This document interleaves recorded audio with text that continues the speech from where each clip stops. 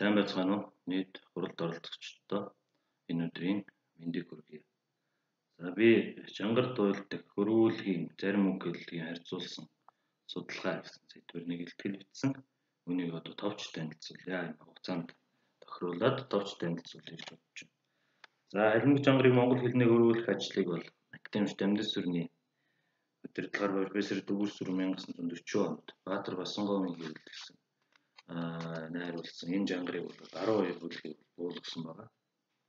За мөн академич Дамжин сүрэн чангар туйлын 550 жилийн ойг тохиолдуулаад 1963 онд хэвлэгдсэн дээр хийхийн 4 бүлгийг нэмж засварлаж шүлгэлсэн ихийг бэлтгэснийг бол 98 онд Төвний шав Утганбаатар бол хэвлүүлэн гаргасан. Мөн профессор Дүгүр сүрэн гоон дээр 26 бүлэг жанрыг буулгасан сонгомжтой ихийг бол 2000 онд хэвлүүлсэн байна. Тэгээд эдгээрт бол одоо тэр халимаг хүнцээ ихтэй тулгахад бол ямар нэгэн зөрүү байна уугүй юу гэсэн ийм ажиглалтыг хийхийг эрмэлзсэн байна. Тэгээд эхний 7 бүлгийг авч үзэхэд бол энэ дотор 20 үгийг бол жоохон зөрүүтэй буулгасан ийм тал байна. Жишээ болгоод би одоо цагтаа тохируулаад 4-5 үгийг одоо энд авъя. Бусдын одоо өгүүллийг хэвлэж байгаа учраас та бүхэн өгүүлэлтээс бол уншина хаа гэж найдаж байна.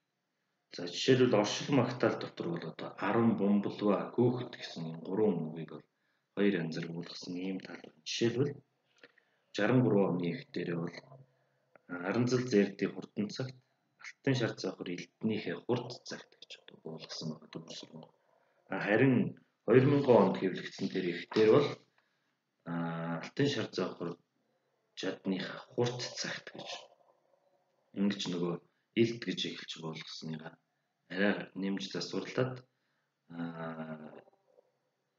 жад гэж ингэж буулгасан байна. Эхний хуулиурд бол тэр арам гэсэн үгийг элд гэж буулгасан бол хуулийн сүүлийн хуулиурд жад гэж одоо буулгасан байна. Мөн тэр 1963 оны Кирилл бичгийн эхтэр бол шатруу болсон бумбалваа нь өөрөө болсон гэдгийг бол шатруу болсон өргөө нь өөрөө болсон шарын дөрвөн дөрөв гар дээрээ авсан гэж ингэж буулгасан бол тэр 2000 оны ихтэрээ бас өөрчлөөд шатруу болсон бомб нь өөрөө болсон шарын дөрвөн дөрөв гар дээрээ авсан нэг ихтэр нь өргөө нөгөө ихтэр нь бомб гэж ингэж буулгасан.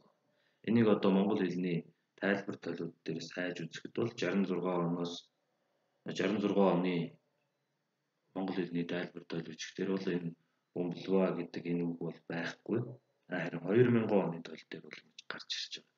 Тэгэхээр энэ бас тэр нөгөө чангар туйл бол монгол хэлний орчин цагийн монгол хэлний одоо үгийн санд бол одоо хувийн нэмээр оруулж байна гэж ингэж үзэж байна. Тэгээд энийг бол тэр 2009 онд Баяр сайхан тэргүүтэй хүмүүсийн бүтээсэн тэр тойлд бол юу гэж юм гэхээр бомблва гэдэг бол байшин барилга орд харш гэж тайлбарласан байна. Тэгэхдээ бид нар бол энийг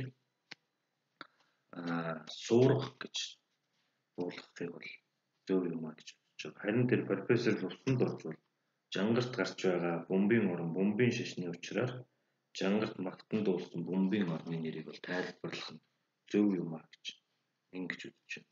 Дараагийн үг нь бол тэр жангарт туйлд гарч байгаа тэр хөөхд гэдэг үг байна.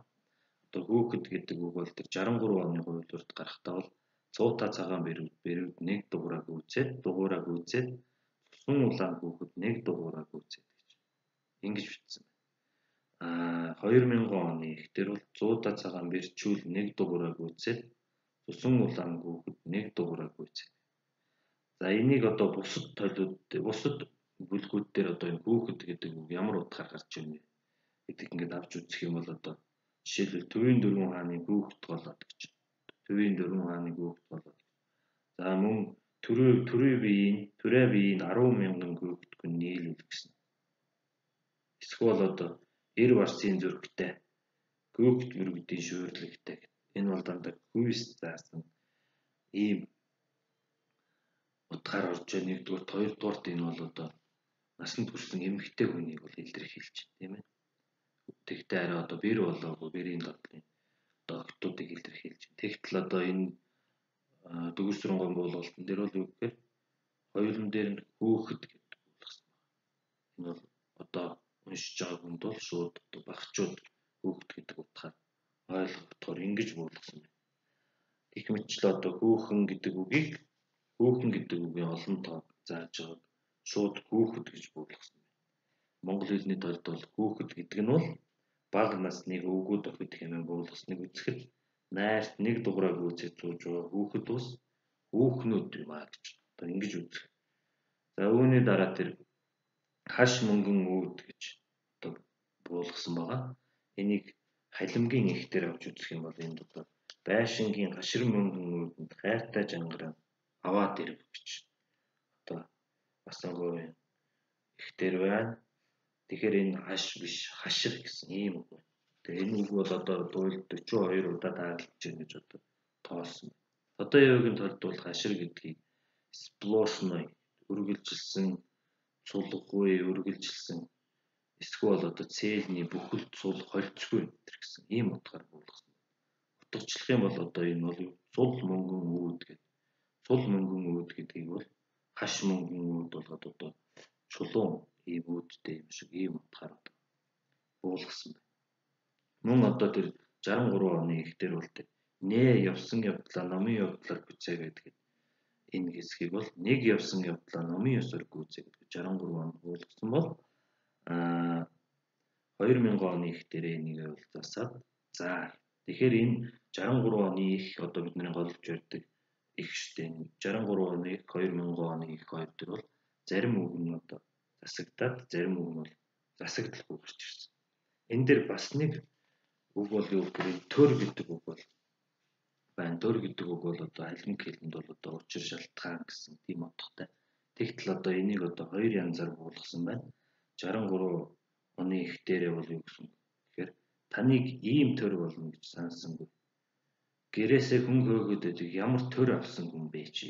Төр гэдгийг буулгасан бол одоо юун дээр 2000 оны ихтэрээ бол ямар төрийн суудал авсан ийм суудал гэх мэт төрийн суудал ийм суудал гэх мэтчил ингээд буулгасан. Энийг бол одоо уг нь юу гэж буулгах хэвээр ямар учиртай хүн бэ гэрээсээ хүн хөөгөөд байдаг гэж хонгор хэлж байгаа.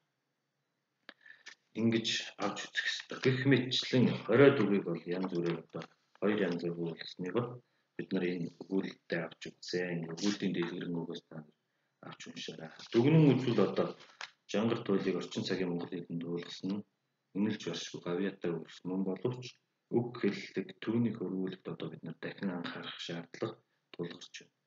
Сайтар ингээд ухаж үзэх юм бол туйлд гарч үг хэллэгийн үг дээр одоо манай монгол хэлэнд байгаа ийм үгнүүд нутгийн аялгаунд одоо байгаа үгнүүдтэй утга дүүж байгаа. Тэгсэн ч гэсэн одоо энийг бол дахин ингэж авч үзэх шаардлагатай. Үүнээс гадна Монгол дурдны аман зохиол энийг оргилуулсан. Жангар туйлын үг хэллэгийг алдаа мадаггүй болгож гэмээр уншигч олон хожимын судлаачдад одоо үнд их хэрэглэгдэхгүй болно гэж хэлж байна. Ингээд анхаарал тавьсан явдалтай баярлалаа. Та бүхэн хурлын үйл ажиллагаанд өндөр амжилт хүсье.